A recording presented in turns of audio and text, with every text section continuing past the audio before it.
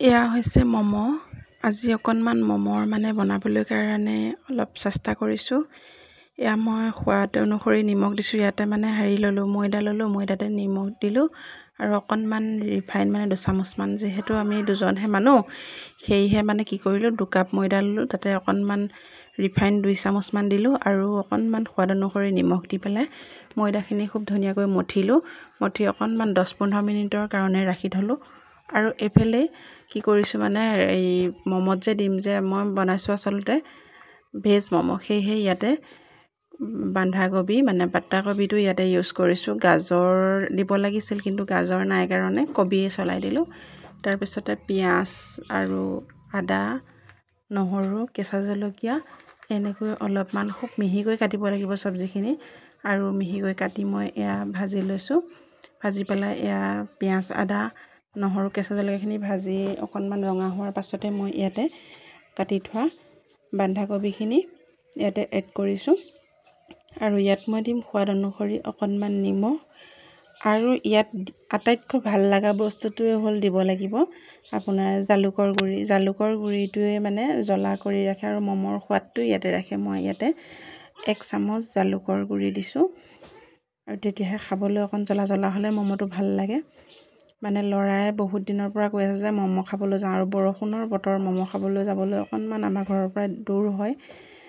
প্ৰায় 5 কিলোমিটাৰমান যাব লাগে ভাল ম'ম' বিচাৰি খাবলৈ হ'লে। আৰু বৰষুণত ৰাস্তাবিলাক বোকা হৈ আছে। মই গাড়ী ওলোৱা এলাহতে ঘৰতে বনাই দিওঁ ৰ'বা আজি বুলি কৈ এয়া বনাই দিলোঁ। এই ভিডিঅ'টো আকৌ কালি ৰাতি ভিডিঅ'হে হয় দেই, আজিহে দিছোঁ। ৰাতি এডিট কৰিবলৈ মোৰ সময় নহ'ল, দেৰি হৈ গ'ল। সেইকাৰণে আজি ৰাতিপুৱাহে এডিট কৰি পেলাই ভিডিঅ'টো দিব বিচাৰিছোঁ। আৰু এয়া মোৰ চব্জিখিনি বনাই হ'লত এই ম'ম' চেপটো দিছোঁ চাওকচোন। এই ধুনীয়াকৈ ৰুটি বনোৱা নিচিনা একদম পাতল কৰি বনাই ল'লোঁ। লৈ পেলাই তাতে চব্জিখিনি দি ম'মৰ চেপটো দি পেলাই এয়া মই কি কৰিছোঁ, যিহেতু ম'ম' বনোৱা মোৰ কোনো ধৰণৰ যন্ত্ৰ পাতিবিলাক নাই, সেয়েহে সৰু এটা চচত পানী থৈ তলত ওপৰত এই এটা ফুটা খৰাহী আছিল, তাতে দি পেলাই পানীখিনি উতলাৰ পিছত এয়া ম'মৰ হেৰিটোত অকণমান আকৌ খৰাহীটোত লগাই ল'ব আপুনি। এই কি কয়, ৰিফাইন তেল অকণমান লগাই ল'ব লাগে, নহ'বা ম'ম'টো ধৰি যাব পাৰে তলত। সেইকাৰণে খৰাহীটোত ধুনীয়াকৈ ৰিফাইন তেল অকণমান সানি লৈছোঁ। লৈ পেলাই ম'ম'খিনি দি তাতে ঢাকন দি ৰাখিছোঁ। আৰু সেইখিনি সেইফালে গেছত হৈ আছে। আৰু এইফালে ম'মৰ কাৰণে চাটনি তৈয়াৰ কৰি আছোঁ। বিলাহী কেইটামান বইল কৰি লৈছিলোঁ, এইকেইটা মই গ্ৰাইণ্ডাৰত অলপ মিহিকৈ পিচি ল'ম। লৈ পেলাই তাৰপিছত ধুনীয়াকৈ ম'মৰ লগত খাবৰ কাৰণে চাটনি অকণমান বনাম। যিহেতু ম'মৰ চুপটো নাখায় ল'ৰাই, মই সেইকাৰণে চুপটো নবনালোঁ। আৰু আপোনালোকক যদি চুপটোৰ কাৰণে ৰেচিপি লাগে তেনেহ'লে মোক কমেণ্ট কৰিব আৰু মই সেই ৰেচিপিটো দি দিম।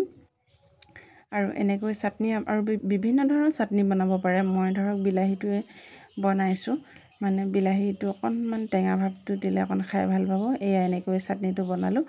আৰু চাটনিটো বনাবলৈ কি লাগে ইয়াতে দেখুওৱা নহ'ল। আপোনালোকে যদি বিচাৰে তেনেহ'লে কমেণ্ট কৰিব, মই সম্পূৰ্ণ ৰেচিপিটো দি দিবলৈ পাৰিম। আৰু এয়া চাব, মোৰ ম'ম' অকণমান পিছত ৰেডি হৈ যাব। বেছি সময় নালাগে, আপুনি 15 মিনিটমান দিয়াৰ লগে লগে হৈ যাব। আৰু এয়া মোৰ ম'ম' ৰেডি হৈ গ'ল। খুব ধুনীয়া দেখিছে। মই অৱশ্যে আজি ফাৰ্ষ্ট টাইমহে বনাইছোঁ দেই ম'ম'। কেনেকুৱা হয় খাবলৈ মই নিজে নাজানিম। আৰু এয়া ল'ৰায়ো খাই কৈছে যে খুব ধুনীয়া হৈছে। আৰু মই ভাবিলোঁ তেনেহ'লে মই বনাব জানিছোঁ, বেলেগকো শিকাবলৈ পাৰিম তেনেহ'লে। আৰু সেয়া মই অকণমান বোলো খাই চাওঁ কেনেকুৱানো হৈছে বুলি খালোঁ। সঁচাকৈ একদম খাবলৈ খুব সোৱাদ হৈছে। দোকানৰ ম'মৰ পৰা বহুত বেছিয়ে ভাল লাগিছে। দোকানত বিভিন্ন ধৰণৰ মছলা